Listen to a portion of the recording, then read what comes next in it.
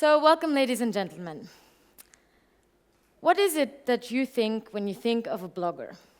So maybe you think about that, or you think about this.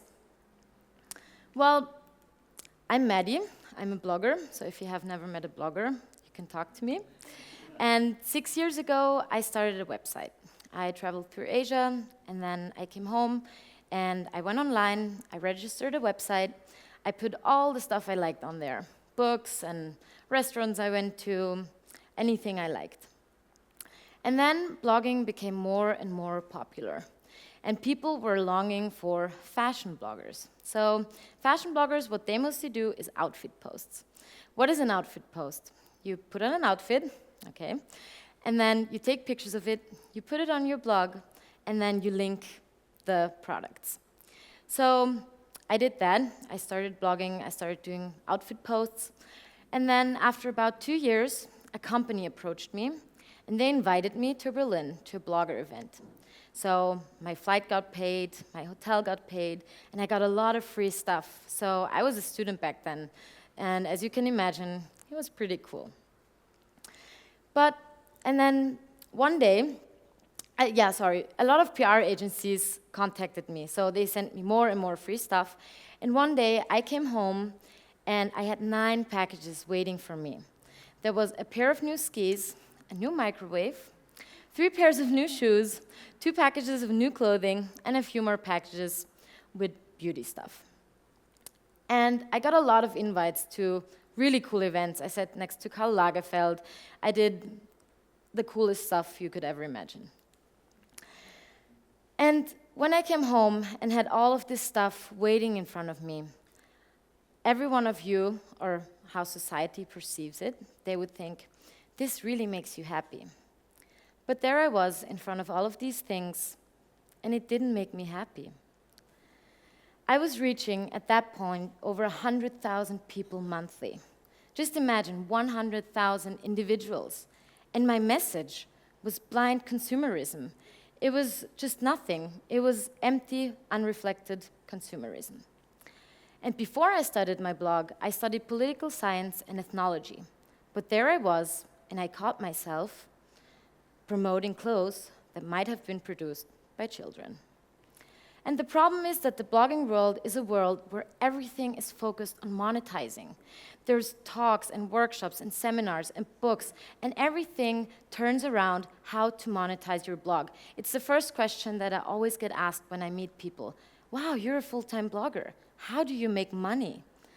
And so I feel like the goal is always to become the next millionaire blogger. But if I upload a picture of this, or if I upload a picture of a pair of shoes that only cost 20 euros, what is that? Uploading a picture of a fast fashion item that is really cheap, much cheaper than it should be, is basically like Bono at a U2 concert, picking up the microphone and saying to an audience of maybe 100,000 people, forget human rights, buy cheap clothing. So what I learned in my first few years of blogging is one thing. Social responsibility is much more important than marketing. And also, of course, as you can imagine, I asked myself, what do I want to look back at in 50 years? Do I want to look back at outfit posts and people telling me how pretty I am? And is it the number on my bank account that's so important? Is it so important? Am I going to remember this specific number? So here are a few facts. The fashion industry is the second most polluting industry in the entire world, right after the oil industry. In the past 15 years, 250,000 cotton farmers in India have committed suicide due to the conditions. In the Philippines, a textile worker gets an average of 88 cents an hour just so we can buy fancy clothing that we hang in our closets and we don't even think about. We buy an average on this planet of 80 billion pieces of clothing a year. That's 400% more in the past 2 decades. But let's be honest. Do you know where your clothes come from? Every morning, when you put on clothes, the stuff that we all wear, that we all have, do you know where they come from? And do you know that there's blood on them? Because people die making our clothes. There's so many buildings every year that collapse with textile workers, with women, with children, with men. That collapse, people die, they get replaced just so we can buy new clothes. So there I was. I realized all of this, and I said, I don't want to be part of this, because it's my responsibility as a blogger, but also as a person. So in November 2013, I changed everything. I stopped promoting fast fashion. I stopped going to all of these big stores we all know. I started promoting sustainable businesses, businesses that no one knows. I started promoting something that I call conscious consumerism. And most important, I stopped doing favors for PR agencies just because they gave me free stuff. I basically broke all the rules of a fashion blogger. And you know what? I'm here today and I'm so happy. I'm happier with less. I have much less money. I have less clothing. I get almost no packages from PR agencies, only if I want to. And I'm really, really happy. And so I'm going to take you through a few projects I've done in the past years. So we all know tigers, but we don't know how it feels to be in a cage for our whole lives. But there's a lot of tigers that are kept in captivity. And I want to ask you something. Do you think we mistreat these animals? I think we do. So I teamed up with an animal welfare organization called Four Paws, and we transported 7 tigers from the Netherlands to South Africa to a sanctuary where they have a very great life now. We heard Marco talk before. It was a very moving speech, I think. I think you agree.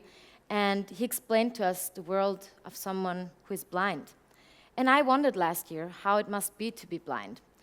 So I teamed up with Light for the World. It's also an organization. And we went to Mozambique, and I went to see children and grown-ups who recently turned blind.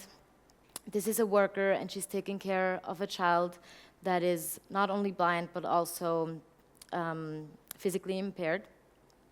And I worked with them, and I promoted them on social media. And then, maybe you saw them outside. There's a few pieces of clothing hanging. It's a collection I launched with an organic cotton company called Anzüglich. And they produce pieces in Peru by deaf women. And we released a collection together, and it helped the company grow a lot, and they sold a lot of pieces. And then in 2015, one of the biggest challenges of my life approached me. We all know that a lot of new people came to Austria last year. So in June, I went to a refugee camp close to Vienna, and I dropped off some stuff. I went back home, and I started thinking. So I went back in August, and I didn't bring any donations. I just sat down with the people, and we talked, and we had tea. And at some point, I noticed that there was a big chaos. People were sleeping in tents. They didn't have enough clothes. They didn't have enough food. So we started a little revolution online. I started a wave of solidarization online, and we launched a website where we could organize the donations and yeah. But then I went there 3 times a week. All of a sudden, on the side of the road, I saw a man. And he didn't come to get the donation. He seemed very humble. So I went there and I asked, do you need something? And this man was a father, an Iraqi father of a wife who was 6 months pregnant and a little son. And they went from Turkey to Austria by foot. They took an odyssey per foot that took a few weeks. And I heard, they told me that the mother didn't have a medical checkup yet. So she was pregnant. She did this incredible, exhausting walk, and she didn't have a checkup yet. So I brought them to the hospital. We got them a checkup. And then I felt the urge to get them out of the camp, because a wet tent is not a place to be for a pregnant woman and a child. So I was able to organize a home for them. But I couldn't get them out of the home because bureaucracy was in my way. We all know Austrian bureaucracy, and it can be very challenging. So I was really frustrated, and I didn't know what to do. So all I had was my voice and my blog. So I went on my blog at night, I wrote an open letter to the Ministry of Foreign Affairs and published it the next day. The letter went insanely viral. Within 2 hours, most newspapers in Austria and in the German-speaking area, even French and English newspapers, wrote about it. I got a call from the Ministry of Foreign Affairs that allowed me to take the family out and into their new home. The Facebook post had a reach of over 1 million, and the letter had a reach of over 60,000 people in the first 2 hours. And then, last but not least, another interesting project was in March. I went to Jordan to see a refugee camp, because we all complain that so many people come to us, but we don't realize that it's such a small number compared to other countries. Did you know that Jordan took almost as many refugees as the entire Europe did? So I went to Azraq refugee camp and gave my readers a little reality check that we complain about things that we probably shouldn't. And all of this taught me that I'm capable of doing things that I never thought would have been possible. And I just started a blog. I'm a young girl, and I started a blog. And today, this is my blog. I write about zero waste, about sustainable living, about eco-fashion. I was able to meet Jane Goodall. I write about so many things, and I know that I can change people's lives. Just recently, a girl approached me, a 14-year-old girl, and she sold all of her fast fashion clothing online on eBay in order to buy more conscious clothing. And so there she is, this girl, she's 14, and she doesn't care about Justin Bieber, but she cares who the people are behind her clothes. And sometimes I feel like my generation is old. What do? We sit in front of our smartphones, we sit in front of our computers, in front of TV.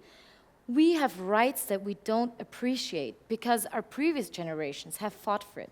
My mom, she camped out for nights and nights to stop the construction of a power plant in Austria. And today I go to this area, and it's a recreational area full of trees, and it's wonderful. I walk my dog, and sometimes I don't even appreciate that she fought for this. So I want to take you through a small experiment. I want you all to close your eyes. I'm going to tell you when you can open them again. So close your eyes. Okay. Every once in a while, maybe there's something that crosses your mind. Maybe every once in a while, there's something where you think, I really want to change that. I really want this to be different. So open your eyes again and think about this one thing that you thought about, this one thing that you really want to change. And then I want you to do it. I want you to go out there and to do it. Because what do? We communicate. Every day, our lives are made full up of messages. And I had a voice, and I didn't realize that I used it in a wrong way. And we all have voices. We have voices, we have eyes, we have legs, we have arms. So use something that you have and make a difference. And don't waste your time, your precious time on earth, with walking away, because it's not worth it. And no matter if you're a teacher, a manager, a doctor, a blogger, a housewife, a truck driver, whatever, ask yourself this question that you just ask yourself when you closed your eyes. What matters to you? And I know that every one of you can change the way you live, because I did, and it gave me so much, and it will give you a lot. And you can make this world a better place, as cheesy as it sounds.